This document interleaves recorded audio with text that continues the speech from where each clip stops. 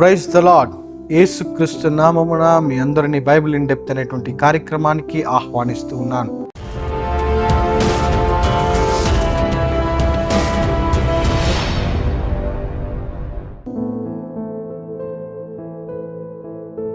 గడిచిన వారంలో బైబిల్ యొక్క ప్రత్యేకత అనేటువంటి అంశం మీద మనము 3 విషయాలను తెలుసుకున్నాం.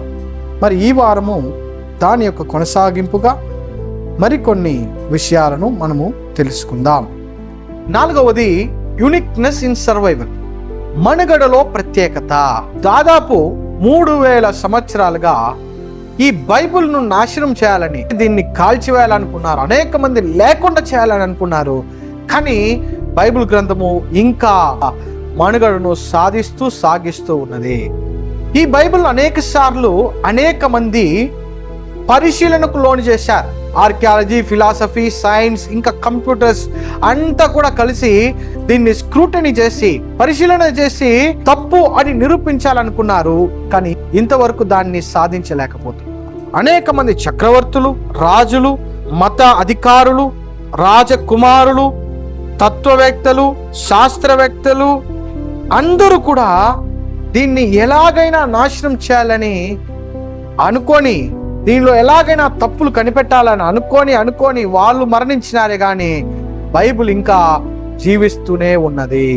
ఇంకా చెప్పాలంటే యెరూషలేమును బబులోను వారు దండయాత్ర చేసి మందిరాన్ని కాల్చివేసి అన్ని చుట్టలను కూడా కాల్చివేశారు. కానీ మరలా బైబిల్ బ్రతికి బయటకు వచ్చింది. రోమ్ పరిపాలనప్పుడు మరలా అన్నిటినీ కాల్చివేశారు. కానీ మరలా ఆ యొక్క బైబిల్ అందుబాటులోకి వచ్చింది. అందరూ అనుకున్నారు ఇక బైబిల్ లేదని. హిట్లర్ యొక్క కాలంలో యూదులను, బైబిల్ గ్రంథమును నాశనం చేయాలని ఎన్నో పన్నాగములు పన్నినప్పటికీ ఈ రోజు వరకు బైబిల్ సజీవంగా ఉంది. అందుకే ఈ యొక్క బైబిల్ గ్రంథము మనుగడ సాగించటంలో ప్రత్యేకమైనటువంటిది. ఇంతవరకు ఏ పుస్తకము కూడా, ఏ గ్రంథము కూడా ఇన్ని సంవత్సరాలు మనుగడను సాగించలేదని మనము గుర్తు చేసుకోవాలి. 5వ ప్రత్యేకత past tense, present tense, future tense మూడిటిని, అనగా భూత, వర్తమాన, భవిష్యత్ కాలముల గురించి రాయబడినటువంటి ఏకైక గ్రంథము మన బైబిల్ గ్రంథమే. ఈ ప్రపంచంలో అనేకమైనటువంటి పుస్తకాలు ఉన్నాయి. అన్ని కూడా చరిత్రను మాత్రమే చెప్తూ ఉంది. 99% పుస్తకాలు జరిగిపోయినటువంటి విషయాలను చెప్తుంది.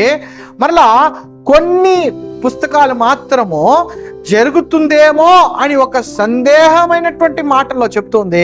కానీ బైబిల్ మాత్రమే ఇది ఖచ్చితంగా జరుగుతుందని నిర్ధారణ చేసి చెప్పేటువంటి ఏకైక పుస్తకము ఇది ఒక్కటే. అంత మాత్రమే కాదు, రానున్నటువంటి కాలము గురించి కూడా 2000 సంవత్సరాల క్రితమే స్పష్టంగా రాయబడి మనకు ఇవ్వబడిన ఏకైక పుస్తకము మన యొక్క బైబిల్ గ్రంథం మాత్రమే.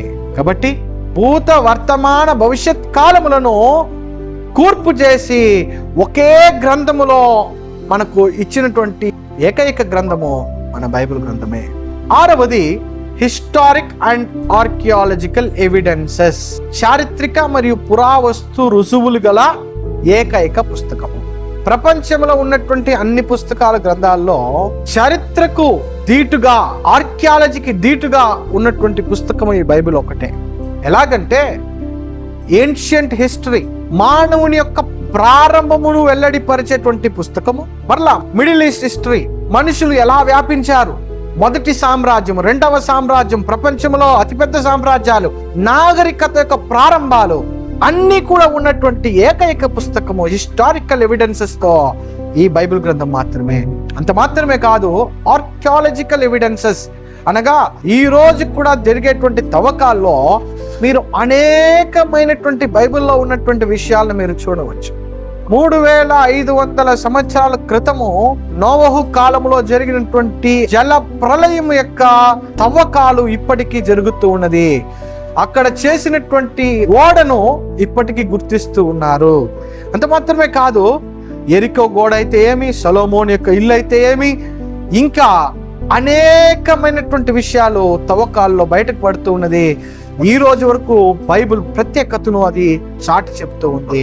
కాబట్టి ప్రపంచంలోనే హిస్టారికల్ అండ్ ఆర్కియాలజికల్ ఎవిడెన్సెస్ గల ఏకైక ప్రత్యేకమైనటువంటి గ్రంథము మన బైబిల్ గ్రంథమే. కాబట్టి మన బైబిల్ గ్రంథము ఇంత ప్రత్యేకతలు గాంచి ఉన్నది. రానున్నటువంటి వారములో నేను ఇంకా కూడా బైబిల్ గ్రంథములో ఉన్నటువంటి ప్రత్యేకతల గురించి నేను మీకు వివరిస్తాను. దేవుడు మిమ్మల్ని దీవించును గాక. ఆమేన్.